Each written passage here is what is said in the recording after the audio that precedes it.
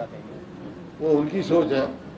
हमारे को पूरा वो है और भारी बहुमत से कांग्रेस की सरकार बनी।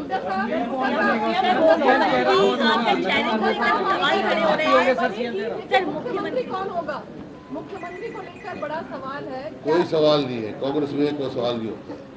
मुख्यमंत्री का सवाल ये है कि विधायकों के मत जाने जाएंगे और हाईकमान फैसला करेगी। जिसको फैसला होगा सबको मान्य होगा।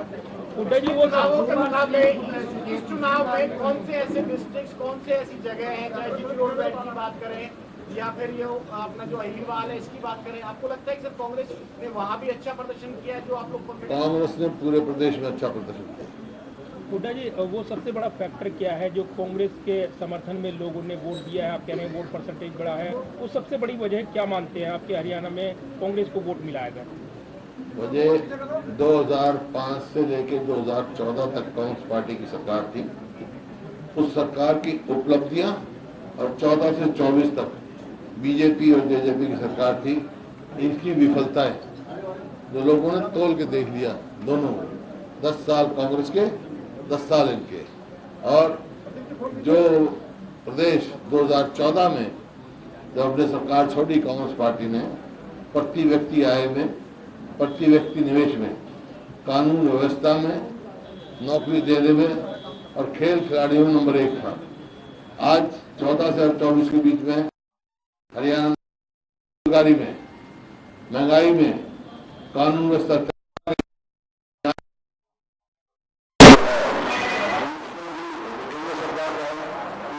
हरियाणा को असुरक्षित बताया। और खेल खिलाड़ियों की आप देख रहे हैं, हमारी पहलवान बेटियां जिन्होंने हरियाणा का नाम दुनिया में रोशन किया, उनको न्याय अब तक नहीं मिला है।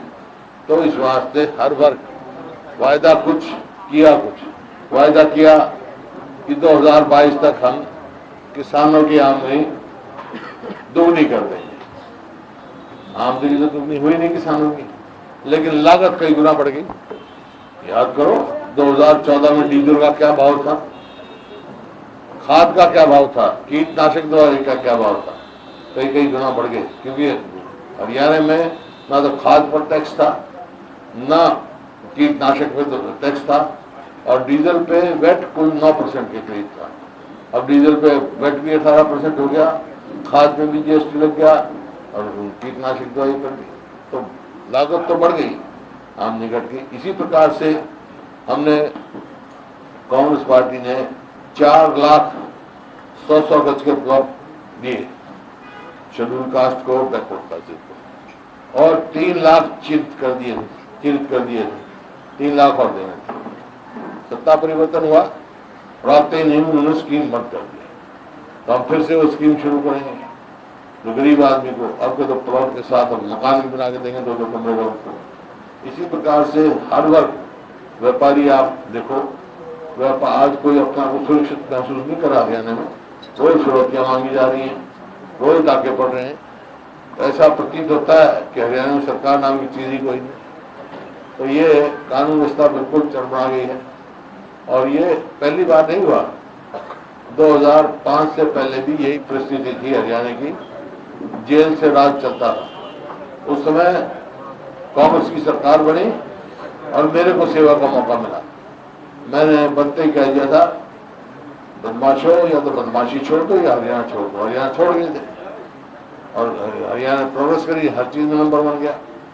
अब फिर वो ये सरदास्ती बन गई, हरियाणा में बदमाश होगी। तो इस वास्ते हर वर्ग, चाहे वो किसान है, चाहे मजदूर है, चाहे व्यापारी है, चाहे कर्मचारी है, चाहे शहरी है, चाहे ग्रामीण है, चाहे युवा है, चाहे महिला है, चाहे दलित है, बैकवर्ड का कोई भी वर्ग आप देखो, तो हर वर्ग इस सरकार से विमुख है। इस वास्ते कांग्रेस की होगी देख लिया। हुड्डा साहब, 7 बड़े वादे किए हैं कांग्रेस ने, 7 बड़े वादे किए हैं कांग्रेस ने। उसमें पहली कैबिनेट में कौन सा वादा आप पूरा करने वाले हैं? पहला डिसीजन आपकी सरकार का क्या होगा? सवालों का जवाब दे देता मैं। ये जब कांग्रेस की गवर्नमेंट बन जाए, जो मुख्यमंत्री बने उससे सवाल पूछता है। राहुल गांधी ने भारत जोड़ो यात्रा चुनाव से पहले की थी, चुनाव के बीच में भी राहुल गांधी यात्रा करते हुए नजर आए थे। आपको लगता है कि उनकी यात्रा से भी कोई एक इम्पैक्ट देखने को मिला है? बिल्कुल। जब उन्होंने भारत जोड़ो यात्रा की, बड़ा तगड़ा रिस्पॉन्स मिला था उनको। और अब जब ये आए अपना कन्वेंसिंग के लिए, जब बहुत भारी रिस्पॉन्स मिला, राहुल गांधी, हमारे सारे राष्ट्रीय नेता, खड़गे साहब गए, राहुल गांधी जी गए, प्रियंका जी गए और सारे वरिष्ठ नेता गए हमारे चुनाव प्रचार में। हुड्डा साहब, नेशनल पॉलिटिक्स पे क्या असर पड़ेगा हरियाणा के? एक सवाल हुड्डा जी, सवाल ये है कि वन बाय वन मैं जितनी देर पूछते रहना, मैं जल्दी बताऊंगा। पूछो पूछो। सर, कुमारी शैलजा जी की नाराजगी से क्या कोई एक बड़ा फैक्टर होगा इसमें, या मुख्यमंत्री की किस चीज की नाराजगी? किस चीज की नाराजगी? कोई नाराज किसी से नहीं है। कांग्रेस एकजुट है। सर एक मिनट सिद्धार्थ, खुलने की उम्मीदें भी हैं? क्षेत्रीय पार्टियां क्यों इस बार सिमट के रह गई? इंडियन एग्जिट पोल में नहीं देखिए, ये मैंने पहले कह दिया था कि हरियाणा में मुकाबला कांग्रेस और बीजेपी का, वोट काटो को पार्टी को लोगों ने वोट नहीं दी, लोकसभा में भी नहीं दी थी, 1% वोट भी नहीं आई। यही नतीजा विधानसभा में हो।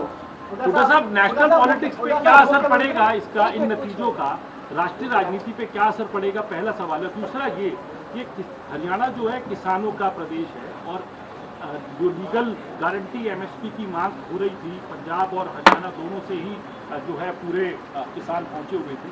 इस जीत के बाद में वो और मुखर तरीके से होगी और हरियाणा की जो आने वाली सरकार होगी उसको और तेजी से उठाएगी। देखिए, हमने हरियाणा में कहा है, हरियाणा में जो कांग्रेस की सरकार किसान को एमएसपी की लीगल गारंटी देगी।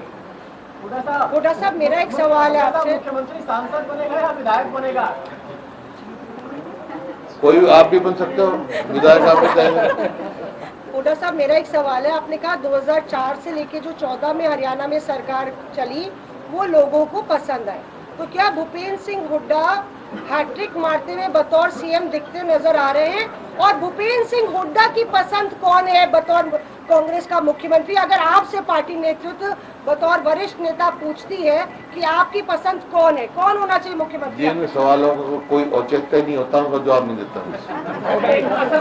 बताइए, जो वोटिंग थोड़ा तो बता परसेंटेज दीजिए। रही है, वोटिंग परसेंटेज लाइन तो बता रही है, दीजिए। किस तरह की रही और चुनाव जो कंडक्ट हुआ पूरा प्रदेश में, किस तरह से? देखिए, चुनाव हुआ है, मैंने कल भी कहा, आज भी कहा है, हरियाणा के लोगों के प्रति आभार व्यक्त किया सबने।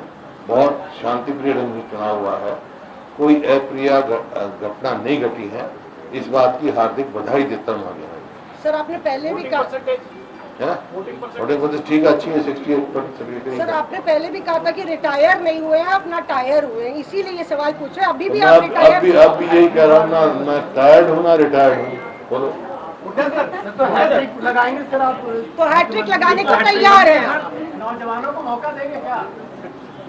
सर, हैट्रिक लगाने को तैयार है या टायर रिटायर नहीं है? मैं क्या लगता हूँ आपको? क्या सर, किसान बड़े लंबे समय से पंजाब हरियाणा बॉर्डर बैठे हुए हैं, शंभू बॉर्डर पर किसानों की मांग केंद्र सरकार अभी तक नहीं पूरी कर पाई है।